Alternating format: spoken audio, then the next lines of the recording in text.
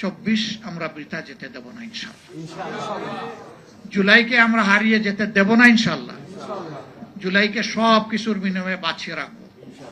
কারণ জুলাই এসেছে মূলত বৈষম্যকে মুগুরের আঘাত দেওয়ার জন্য। বৈষম্য আর চলবে না বাংলাদেশে। এখন যারা বৈষম্য করছেন সরকারে গিয়ে মাসুল আপনাদেরকেই দিতে হবে।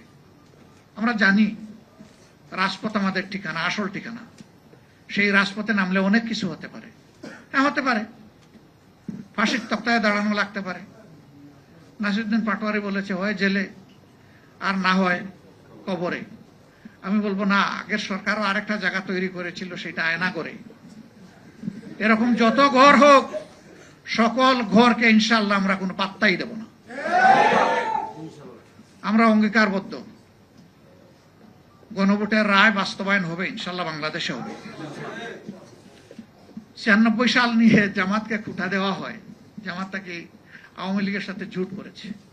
তো সেই দিন জোটের একটা জবাব দিয়েছিলাম পার্লামেন্টের ভিতরে, আর বলেছি আগামীতে আল্লাহ তৌফিক দিলে বলবো। আজকে একটু বলি, 91 সালে পার্লামেন্ট গঠন হয়েছিল কিভাবে আপনারা জানেন? সরকার কিভাবে গঠন হয়েছিল? আমাদের সমর্থনের কারণে বিএনপি সেদিন সরকার গঠন করতে সক্ষম হয়েছিল। আমরা কোনো শর্ত দেই নাই যে আমাদেরকে 1-2 মন্ত্রী দেন, 5-7টা মহিলা এমপি দেন, এই ডিপার্টমেন্টের চেয়ারম্যান দেন, অমুক জায়গার ডিজি দেন, কোনো কিছু আমরা বলিনি। আমরা চেয়েছিলাম একটা স্বৈরাচারী সরকার বিদায় নিয়েছে, বাংলাদেশটা রাজনীতির প্ল্যাটফর্মে ফিরে আসুক। আমরা চেয়েছিলাম জনগণের অভিপ্রায়ের আলোকে একটা সরকার পরিচালিত হোক।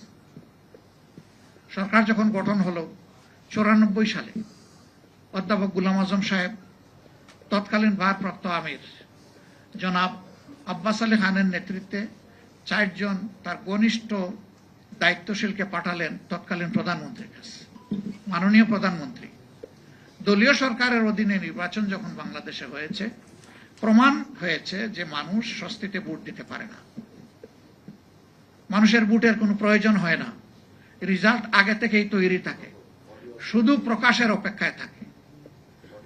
যদি এই ধরনের একটা নন পলিটিক্যাল অরাজনৈতিক সরকারের অধীনে এবারকার নির্বাচনও না হতো, আপনি সরকার গঠন করতে পারতেন না। এটা প্রমাণ হয়েছে যে জনগণের ভোটের রায়ের প্রতিফলন পাওয়া গেছে। এটাকে স্থায়ীভাবে সংবিধানের অংশ করুন। বিলটা সরকারি দলের পক্ষ থেকে আনুন, ক্রেডিটটা আপনারা নেন। এটার বিরোধিতা করে কেউ পার পাবে না এবং সংসদে কেউ বিরোধিতা করবে না। কারণ এইটাতে একমত হয়েই তো এই নির্বাচন হয়েছে। আমাকে মাফ করবেন, তিনি দুনিয়া থেকে চলে গেছেন।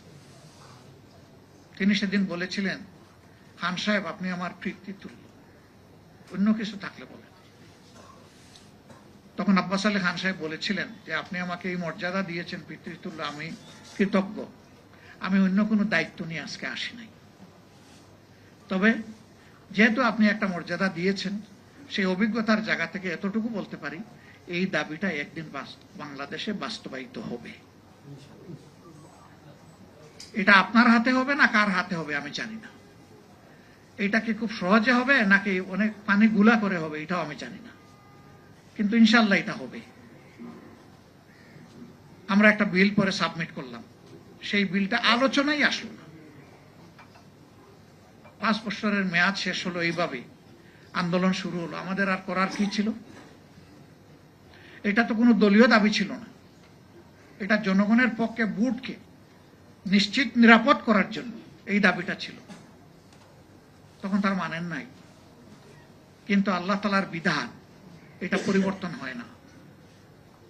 এই মেয়াদ পূর্ণ করে খুবই ছোট্ট মেয়াদের জন্য তারা আরেকটা নির্বাচন দিয়ে, সেই নির্বাচনে মেজর পার্টিগুলো অংশগ্রহণ করে নাই। আপনারা জানেন বিএনপি করেছিল, তাদের সাথে একটা দলকে তারা বিশেষভাবে নিয়েছিলেন। কয়েকদিনের পার্লামেন্ট করে একমাত্র বিল যেটা পাশ করলেন সেটা কেয়ারটেকার সরকারের বিল। তাহলে এই বিলটা আগে করলেন না। জনগণকে কেন আপনি আন্দোলনের পথে ঠেলে দিলেন? কেন একটা হরতাল অবরোধের প্রয়োজন হল? কেন জানমালের ক্ষতি হলো? কেন হাজার হাজার মামলা হলো? এই পানিটা গুলা করার তো দরকার ছিল। এবারও তারা নিজেরাই তাদের 31 দফার প্রথম দফায় সংস্কারের কথা বলেছে। এবং নিজেরা ইলেকশনের সময় দাবি জানালেন, এখন সেটাই তারা মানেন না। এখন তারা বলেন যে এটা সংবিধানে নাই। আরে ভাই, সংবিধানে তো 26 সালের নির্বাচনও তো নাই। যদি সংবিধান খুঁজেন তাইলে এখন কোনো পার্লামেন্ট নাই। সংবিধান খুঁজলে এখন বর্তমান যে সরকারি দল ওটাও নাই, বর্তমান যে বিরোধী দল তাও নাই। এটা ছিল doctrine of necessity. Will of the people real is the supreme law. এর ভিত্তিতে এটা হয়েছে, জনগণ এটাই মেনে নিয়েছে।